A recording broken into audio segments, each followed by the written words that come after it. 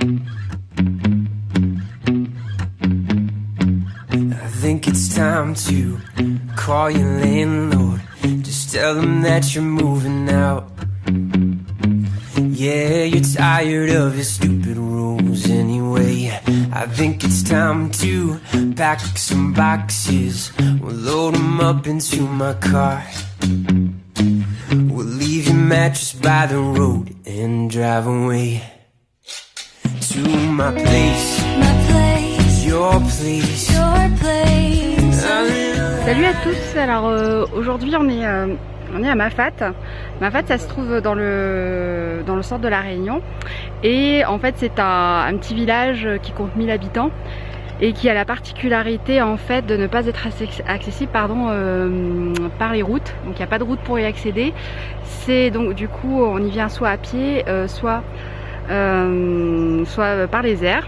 Et donc voilà, donc là on y est, on est arrivé ce matin vers 9 h à peu près, là il est 10 h 30.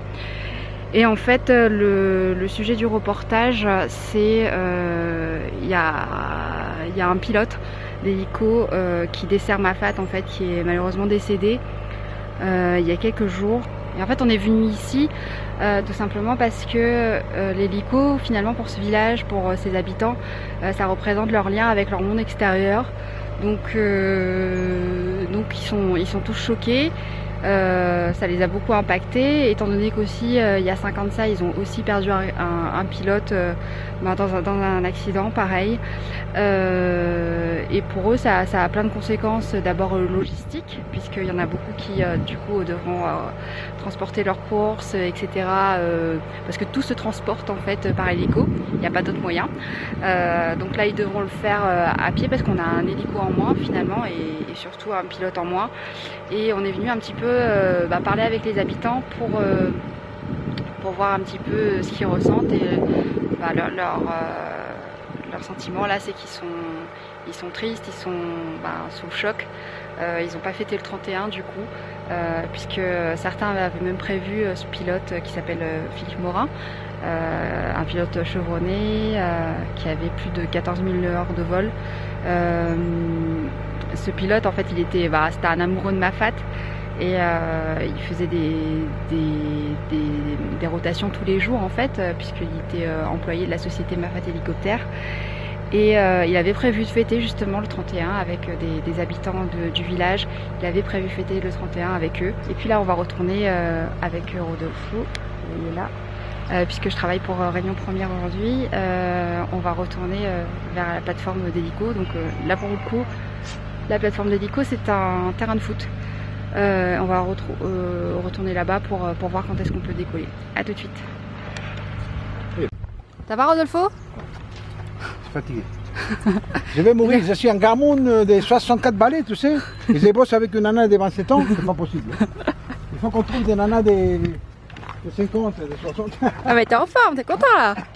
Au contraire, c'est bien. Bon, en fait, l'accent de Rodolfo il vient d'Argentine, hein, pour préciser. Puis là ce que vous voyez c'est le bistrot. C'est un petit arrêt pour les randonneurs qui arrivent là. Là on est dans le village de la Nouvelle. Non, je crois que c'est par là-bas. Ouais. Hop. Ah bah, c'est vrai qui revient. Bonjour. Bonjour. C'est bon, regarde le soleil. Ouais. En fait, on a le soleil, mais il y a quand même une grosse chape de nuages, ouais, qui permet pas à l'hélico de repartir. Bon, là, on va aller le voir. Peut-être qu'il y a une petite accalmie.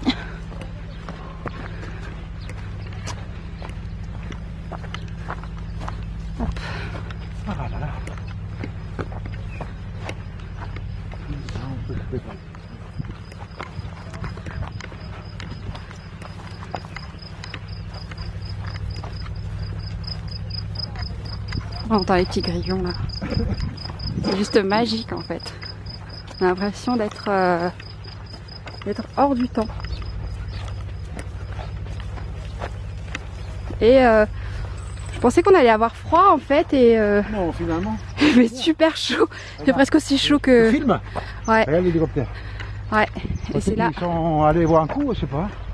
Je sais pas. Ouais, parce qu'ils doivent s'ennuyer aussi un petit peu. On peut partir. Hein. Ah, ils sont là. Ouais. Oh, putain. Bon, on a bien bossé. Hein. Ouais, on a fait des... Les gens, ils étaient super sympas. Le mec, il m'a ému aussi. Ouais, et puis ils sont émus. Enfin, c'est pas le genre de reportage qu'on a l'habitude de... Enfin, qu'on a l'occasion de faire tous les jours. Et puis, Et là... des rangs blancs. C'est beau, ça. Oh là là. Et on va les rejoindre. C'est l'équipe en fait de la société d'hélicoptères. Aïe, aïe, aïe.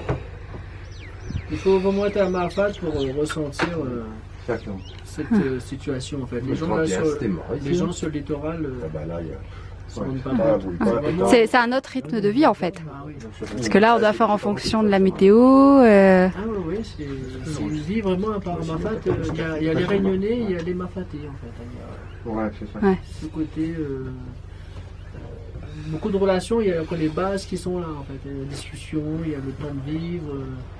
Voilà, c'est ça le bonheur des pilotes aussi, de retrouver des gens, Voilà, c'est ça. de discuter. Ouais. Là, on est loin des métros, des RER. Là, on est blasé sur la côte parce qu'il y a des tyrannies pour rien. Voilà. Ici, c'est... On oublie tout. Et là, du coup, au niveau conditions, ça donne quoi? On attend? Ouais. Parce que toi, tout à l'heure, il y avait une éclaircie, hein. Ouais, on a vu. Donc on a pu sortir. Ouais, c'est ta faute. Ouais. Parce qu'elle voulait. Non, c'est Rodolfo qui est en train de boire un rhum arrangé chez Jean-Pascal. Et donc là maintenant, on attend la nouvelle éclaircie. Après, on repartira par horaire après. Hein. Du coup, c'est difficile de faire un planning quand c'est comme ça, non? Eh oui. C'est ça. Parce que... C'est le souci du planning, après de savoir gérer le client qui nous attend à tel endroit, on peut pas et venir. le mec il s'impatiente. Il s'impatiente, et alors des fois ils disent oui il fait beau, tout ça. C'est vrai. Ça passe. Ouais. Et vous voyez que de 10 minutes à l'autre... Et qui c'est qui est en relation avec vous là, qui vous donne... Enfin, qui c'est qui prend la décision de décoller? C'est vous? C'est moi, ouais. D'accord. Le commandant de bord avec Commandant. mon helper, là Stéphane, là, celui que... Ouais, Et souvent il y a des gens qui sont au col ou au Maïdo ou ailleurs, on a une relation téléphonique avec eux, ils disent qu'il fait beau, c'est dégagé. D'accord. Donc à ce moment-là, si on peut sortir, on va sur la zone. Mais on peut être bloqué au Maïdo, on peut être bloqué au col des Bœufs. Ouais, c'est vrai. Puisque voilà. Et d'où les rotations se fait très tôt le matin, ici, à 6h, 6h30. Ouais, parce qu'en général, le matin, c'est voilà. clair et l'après-midi, ça se couvre. Ça se couvre. D'accord. Mais bon, il y a des matins aussi. Mais du coup, jeudi dernier, les conditions, elles étaient exécrables quand même. Mais ça n'empêche pas les vols. Ça n'empêche pas les vols, puisque c'est des microclimats et des endroits où on peut avoir une partie de météo correcte à cet endroit, donc on peut travailler. D'accord. Mais en fait, il y avait de la visibilité, il y avait beaucoup de pluie, il y avait de la visibilité. D'accord, ouais. C'était pas nuageux. Il y avait un plafond forcément, mais on voyait toutes les crêtes et tout ici. Par contre, il pleuvait beaucoup. Ouais. D'accord. Vous voyez le Maïdo. Parce que du coup, comment dire, ce qui empêche de le voler, finalement, c'est les nuages. C'est Tout à fait. D'accord. Ok, pas la pluie. Non, non. Pas la pluie ni le vent. Il peut pleuvoir, il peut neiger faiblement. Ouais. Si la visibilité, je crois que c'est 800 mètres, Ouais, 900 mètres. Ouais. Il faut avoir Voilà, cette il faut qu'on ait une visibilité. visibilité suffisante pour se déplacer. Quand on pratique du vol à D'accord. vue. Après, en vol IFR, c'est autre chose. Et vous, Guy, du coup, ça fait combien de temps que vous volez? Moi, ça va faire à peu près 14 ans. D'accord. Vous êtes déjà retrouvé dans des situations un peu compliquées? Mais oui. Ouais. Ici même à Mafat? À Mafat, il faut savoir aussi, rebrousser les chemins, se retrouver des conditions de vol réelles. D'accord. Enfin, Ouais, vous avez eu une fois où vous avez eu une grosse frayeur, par exemple? Plusieurs?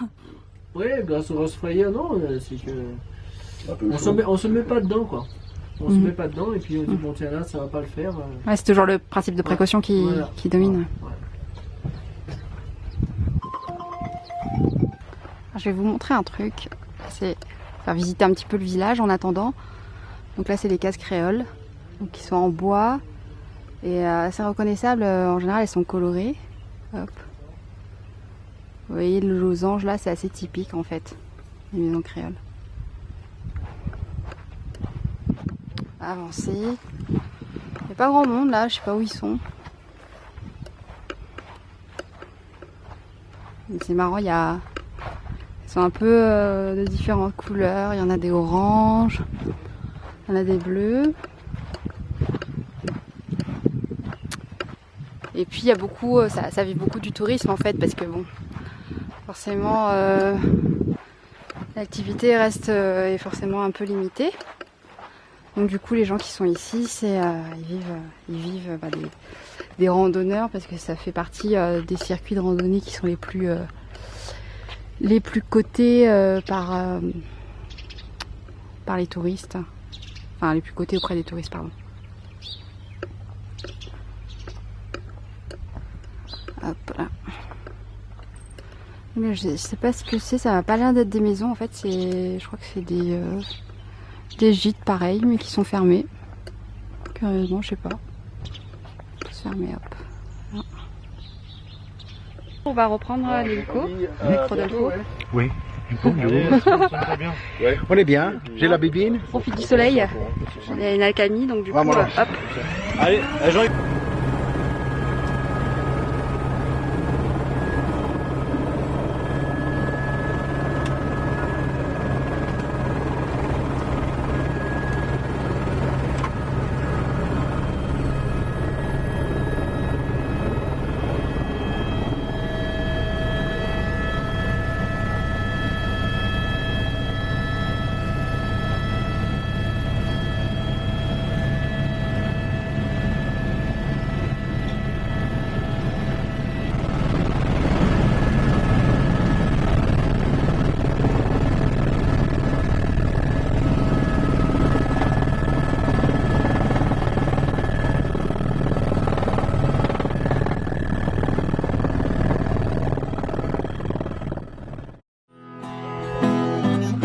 Faut prendre le temps, apprécier chaque instant.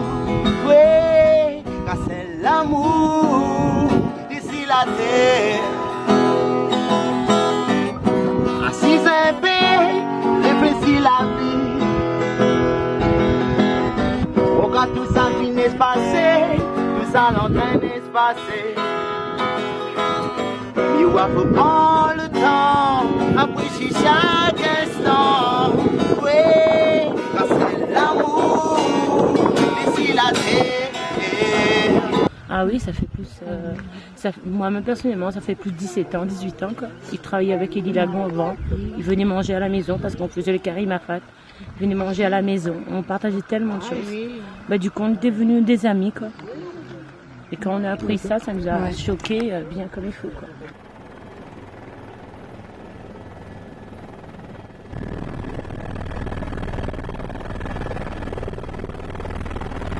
Alors ça y est, on est revenu, la pluie aussi d'ailleurs, on est sorti de l'hélico, il a commencé à pleuvoir, donc voilà. Et en plus je m'en sentais pas super bien parce que j'avais un peu le mal de mer sur la fin là, parce qu'on a fait des petites, voilà, l'hélicoptère il tournait un peu sur lui-même pour faire des plans des différentes îlettes, et c'était juste peut-être mon meilleur reportage, en tout cas.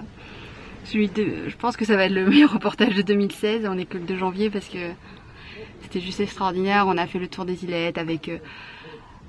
hop. Oui, en fait, désolé, c'était Rodolfo qui me disait qu'on allait manger sur Saint-Pierre. Oui, donc comme je vous disais, c'était juste un reportage magique. Parce que là, en redescendant, on a fait le tour des îlettes.